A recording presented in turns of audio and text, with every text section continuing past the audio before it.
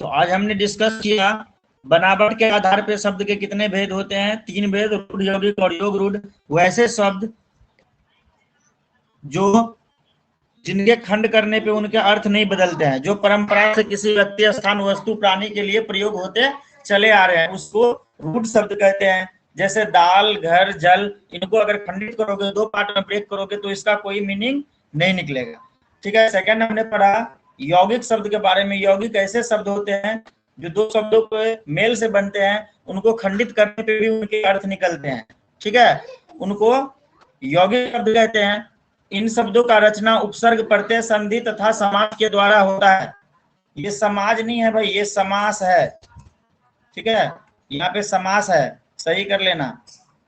यहाँ पे लिख लो, ये देख लो तुम लोग अपने अपने कॉपी में। इन शब्दों की रचना उपसर्ग, प्रत्यय, संधि तथा समास के द्वारा होता है। जैसे भोजनालय मीन्स भोजन का घर, भोजन प्लस आलय, भोजनालय। ठीक है। अनपढ़, अनपढ़ में क्या है, अन क्या है, एक उपसर्ग है, और पढ़ क्या है, एक शब्द है। इसी प्रकार गुणवान, गुणवान में गुण शब्द है और वान प्रत्यय है। उसके बाद हमने पढ़ा योग रूढ़।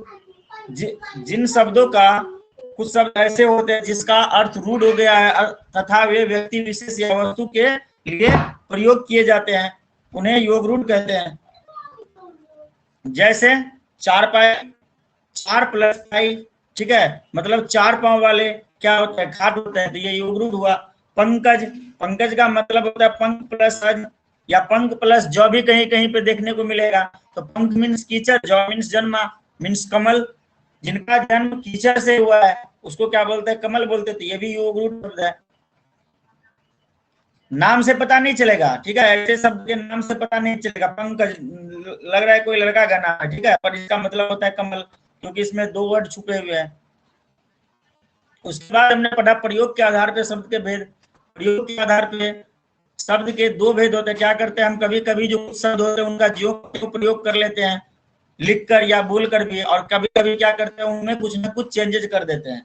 जैसे उनके लिंग बदल जाते हैं, उनके काल बदल जाते हैं, उनके वचन बदल जाते हैं। वचन बोले तो नंबर, काल बोले तो टेंस, लिंग बोले तो लिंग को क्या बोलते हैं इंग्लिश से, जेंडर। ठीक है, तो अब बात करते हैं विकारी शब्द के बारे में। विकारी शब्द वैसे शब्द होते हैं जो लिंग, वचन, कारक, काल, पुरुष के आधार पर अपना रूप बदल लेते हैं। ठीक है, मीन्स जिनमें विकार आ जाता है उसे विकारी शब्द कहते हैं। ठीक है, लिंग मीन्स जेंडर, वचन मीन्स नंबर। ठीक है, कारक मीन्स, कारक जो होता है तुम्हारे जो पार्ट ऑफ स्पीच होता है ना, वही हो गया। और काल हो गया तुम्हारा टेंस, और पुरुष हो गया person, first person, second person, ये पढ़ते हैं। इनके आधार पे जिन शब्दों का रूप बदल जाता है या जिनमें विकार आ जाता है उसे क्या कहते हैं, विकारी शब्द कहते हैं। तो ये लिख लो विकारी शब्द का डिफिनीशन। जैसे लड़की खेलती है और लड़कियां खेलती है, यहाँ पे क्या हो गया है, लड़की खेलती है, लड़कियां खेलती है। लड़की खेलती है बोले तो क्या हुआ, एक लड़की खेलती है। लड़कियां खेलती है तो बहुत सारे लड़कियां खेलती है। तो यहाँ पे क्या बदला है, इसका पुरुष बदला है। ठीक है, पुरुष बदला मतलब सुनने में अजीब सा लग रहा है, ठीक है, पर पुरुष बोलते हैं पर्सन को। ठीक है, यहाँ पे लड़की जो है फर्स्ट पर्सन है, प्रथम पुरुष है, लड़कियां जो है वो अन्य पुरुष। नहीं, यहाँ पे वचन बदला है। ठीक है, पुरुष ने बदला, वचन बदला है। लड़की जो है, लड़की जो है, लड़की खेलती है मीन्स एक लड़की, लड़कियां खेलती है, ये बहुवचन हो गया। ठीक है, हिंदी इंग्लिश कभी कभी कन्वर्जन करने के टाइम पे थोड़ा सा प्रॉब्लम आ जाता है, सुनने में अजीब सा लग रहा है, वचन बदला है। शुद्ध हिंदी हुआ ये। ठीक है ना, हिंदी हम इसलिए पढ़ते हैं ताकि हमें व्याकरण, हिंदी पढ़ना शुद्ध से आ जाए। अभी मैं बोलूंगा पुरुष बदल गया तो तुम बोलोगे पुरुष कैसे बदल गया। ठीक है, पुरुष बदल गया मीन्स क्या, पर्सन बदल गया, first person, second person, third person. यहाँ पे वचन में चेंजेस आ गया है। इनको लिखो।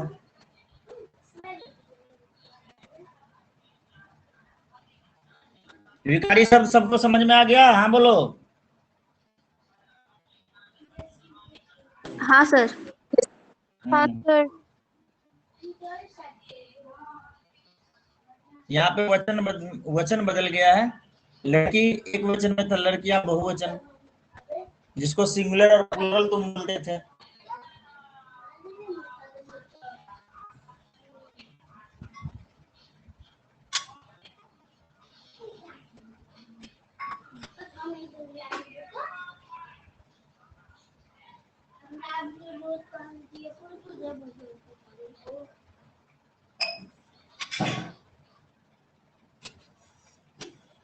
आज शब्द विचार को हम कोशिश करते हैं कि कंप्लीट हो जाए, तब जाके अगले दिन हम कुछ ग्रामर में करेंगे। ग्रामर में केस कर लेंगे, उसके बाद नॉन कंप्लीट हो जाएगा, उसके बाद हम एडजेक्टिव करेंगे, फिर जाके प्रोनाउन करेंगे। नाउन के बाद प्रोनाउन होता है, फिर एडजेक्टिव होता है, पर नाउन के बाद एडजेक्टिव करेंगे, फिर प्रोनाउन करेंगे, क्योंकि ये ज्यादा जरूरी होता है पहले करना।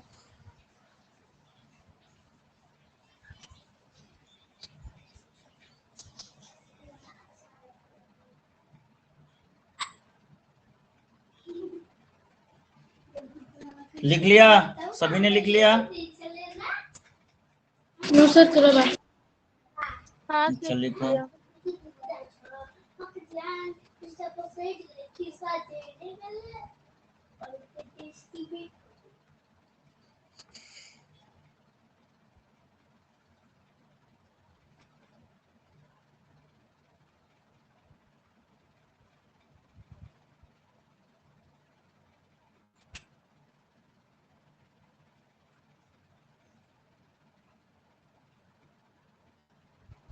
उसके बाद हम पढ़ेंगे अविकारी शब्द के बारे में। अविकारी शब्द पढ़े? अविकारी लिख लिया ऊपर का? विकारी शब्द ने लिख लिया?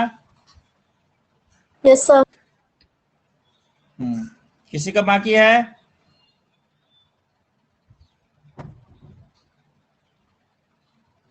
तो देखो,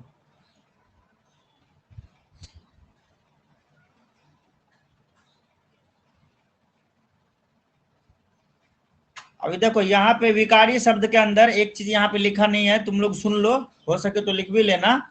संज्ञा, सर्वनाम, विशेषण और क्रिया, नॉन प्रोनाउन, एडजेक्टिव और वर्ब। संज्ञा, सर्वनाम, विशेषण और क्रिया, इनमें ज्यादा विकार होता है, ठीक है। ये सब आ जाते हैं विकारी शब्द के अंदर, ठीक है।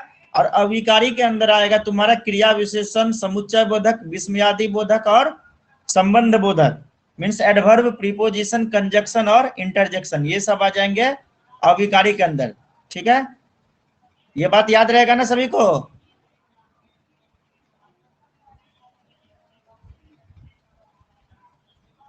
नवनीत, याद रहेगा या भूल जाओगे? याद रहेगा ना? याद रहेगा। Yes sir.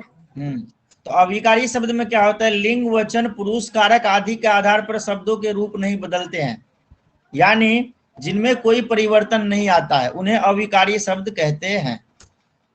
क्रिया विशेषण, समुच्चय बोधक, विस्मयादि बोधक तथा संबंध बोधक, ये शब्द जो है वो अविकारी शब्द होते हैं। पर संज्ञा, सर्वनाम, विशेषण और क्रिया, इनमें विकार उत्पन्न होता है। ये जरूरी नहीं है कि विकारी ही हो, पर विकार उत्पन्न होते हैं, उसमें विकारी हो सकते हैं। संज्ञा, सर्वनाम, विशेषण और क्रिया जो है ये विकारी हो सकते हैं। संज्ञा, सर्वनाम, विशेषण, क्रिया मीन्स नॉन प्रोनाउन, एडजेक्टिव और वर्ब, ठीक है। और ये क्रिया विशेषण देखो सुनने में अजीब सा लग रहा है, पर ये है तुम्हारा एडवर्ब। समुच्चय बोधक, ठीक है, नहीं समुच्चय बोधक नहीं, संबंध बोधक ये है तुम्हारा प्रीपोजिशन, और समुच्चय बोधक ये है तुम्हारा कंजक्शन, और विस्मयादि बोधक ये है तुम्हारा इंटरजेक्शन, ठीक है। तो इस टाइप के बहुत सारे आएंगे अभी नए नए शब्द, जो तुम्हें लगेगा कि तुम पहली बार पढ़ रहे हो, और ये तुम्हारे लिए जरूरी होगा पढ़ना। तो ये लिख लो अविकारी शब्द। अभी देख लो, पहले इधर समझ लो क्रिया विशेषण। क्रिया विशेषण मीन्स ऊपर, वहां, कल, तेज, ये सब जो शब्द है वो है क्रिया विशेषण। अभी क्रिया विशेषण होता क्या है ये सब भी हम आगे पढ़ेंगे। समुच्चय बोधक, समुच्चय बोधक मीन्स और, तथा, इसलिए कि, ये सब जो है समुच्चय बोधक है। विस्मयादि बोधक जैसे ओह, हाय, शाबाश आदि, ये सब हो गया विस्मयादि बोधक। संबंध बोधक जैसे के नीचे, के बिना, बोलते हो ना छत के नीचे, या फिर बोलते हो इसके बिना। तो इन शब्द में जो के नीचे, के बिना, ये सब जो शब्द यूज हुआ है वो है तुम्हारा अविकारी शब्द, जो कि संबंध बोधक है। इसको लिख लो अच्छे से।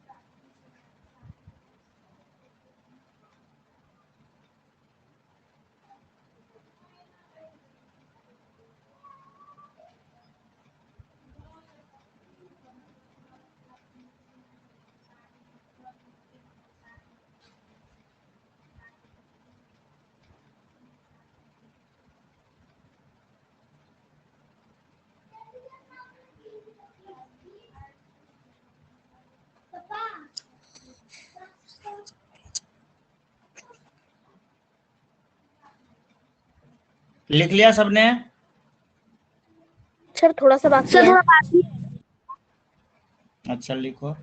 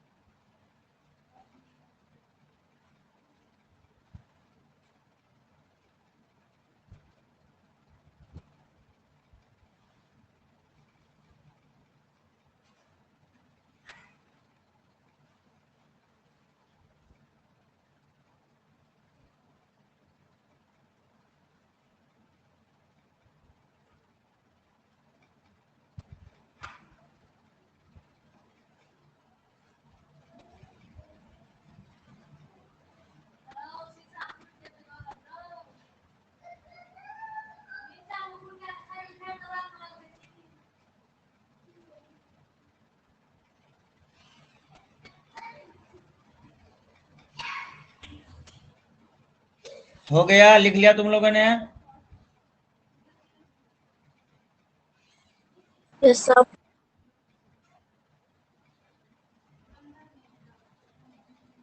किसी का बाकी नहीं है ना? राजदीप?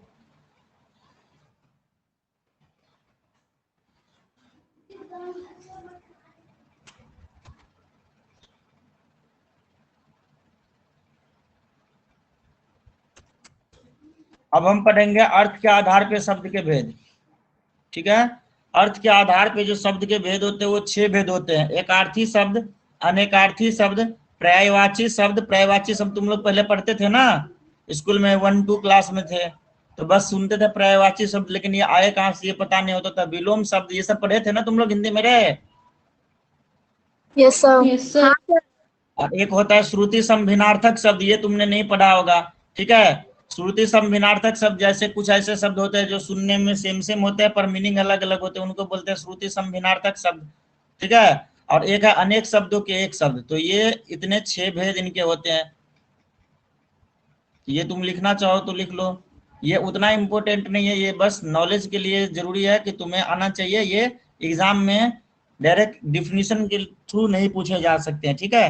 तो इसको जस्ट तुम समझ लो, नहीं लिखना है तो नहीं भी लिख सकते हो। ठीक है? तो ये एग्जाम में तुमसे लिख के नहीं पूछे जाएंगे, वैसे नॉलेज के लिए ये जरूरी है अभी जो मैं बता रहा हूं।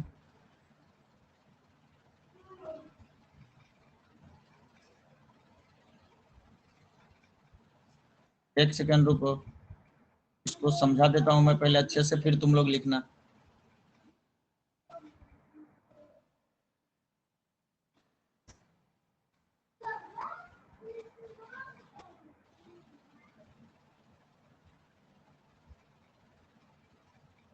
तो हमने बताया कि अर्थ के आधार पे जो शब्द के होते हैं वो 6 भेद होते हैं। एकार्थी, अनेकार्थी, पर्यायवाची, विलोम, श्रुति संभिनार्थक शब्द और अनेक शब्द के एक शब्द।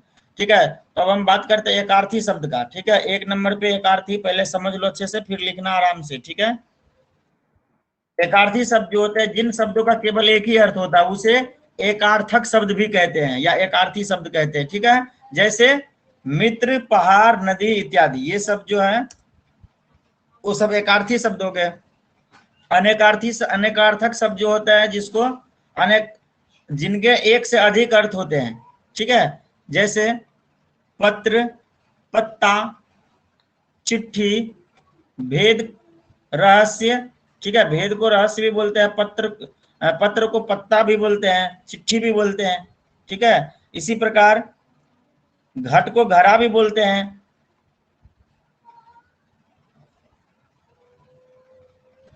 ये सब जो तुम्हारे हो गए, इसको थोड़ा सा रुको, मैं क्लियर करता हूं, एक सेकंड।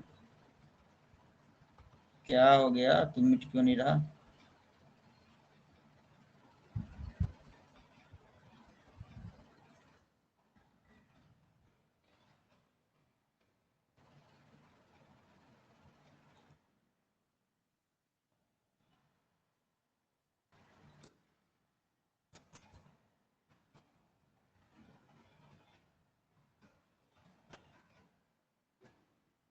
ये र को हटाना है यहाँ से, ठीक है, ये हट नहीं रहा, ये र तुम यहाँ से डिलीट कर देना। घट को घड़ा बोलते हैं, शरीर को देह भी बोलते हैं। तो ये सब जो हो गए तुम्हारे अनेकार्थक शब्द हो गए।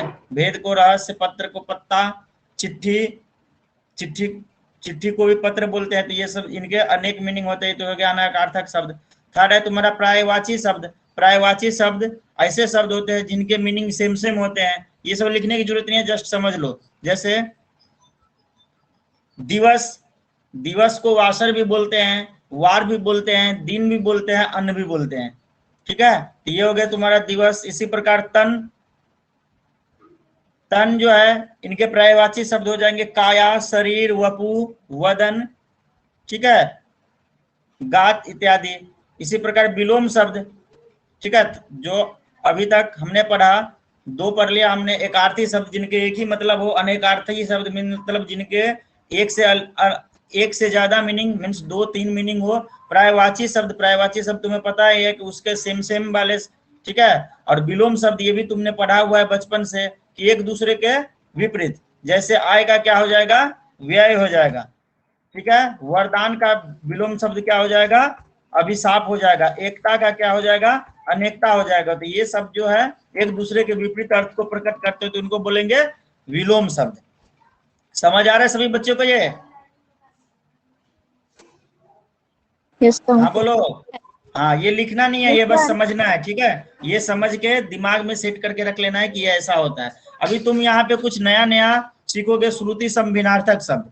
वो सब जो सुनने में एक जैसे लगते हैं परंतु भिन्न अर्थ देते हैं, मतलब उनके अलग अलग होते हैं। और वर्तनी में भी सूक्ष्म अंतर होता है, ठीक है। वर्तनी मीन्स तुम्हारा जो अल्फाबेट है तुम्हारा, उसमें क्या है कि एकदम माइनर सा डिफरेंस होगा, पता नहीं चलेगा, उसको श्रुति संभिनार्थक शब्द कहते हैं। जैसे अवधि, अवधि का मतलब होता है समय सीमा, ठीक है। और अवधि, अवधि है एक भाषा का नाम। तो दोनों अवधि में डिफरेंस क्या है, इस अवधि में ध पे छोटी की मात्रा है और इस अवधि में ध पे बड़ी की मात्रा है। बस देखो, एक मात्रा का अंतर से होने से ये पूरा ही बदल गया। अवधि मीन्स समय सीमा, अवधि मीन्स भाषा का नाम, ठीक है। इसी प्रकार ये देखो अन्न, अन्न का मतलब होता है अनाज, और यहाँ पे देखो अन्य, इसका मतलब होता है दूसरा। लेकिन ये देखो तो सुनने में सेम टू सेम लगते हैं ना नवनीत,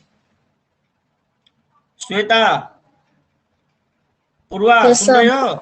ये सब हो गए श्रुति संभिनार्थक शब्द। इसी प्रकार मैं बोलूंगा अंश, अ पे अनुस्वार तालव्य स, इसका मतलब होता है भाग, ठीक है। अ पे अनुस्वार और दंत स, अंश, अगर ये बोलूंगा तो इसका मतलब होता है कंधा।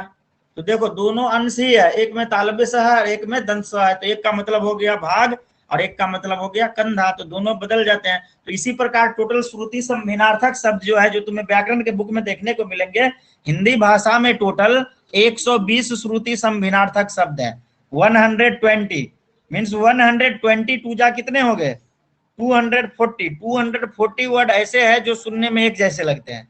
जैसे अंश मीन्स भाग, अंश मीन्स कंधा, ठीक है। इसी प्रकार दिन, द पे छोटी की मात्रा न, दिन, दिन मीन्स क्या होता है, जो तुम्हारा डे होता है वो वाला दिन, ठीक है। और द पे बड़ी की मात्रा मीन्स दीर्घी की मात्रा न, दिन, दिन का मतलब होता है दुखी। तो इसी प्रकार से 120 शब्द है। पता था तुम्हें ये बात?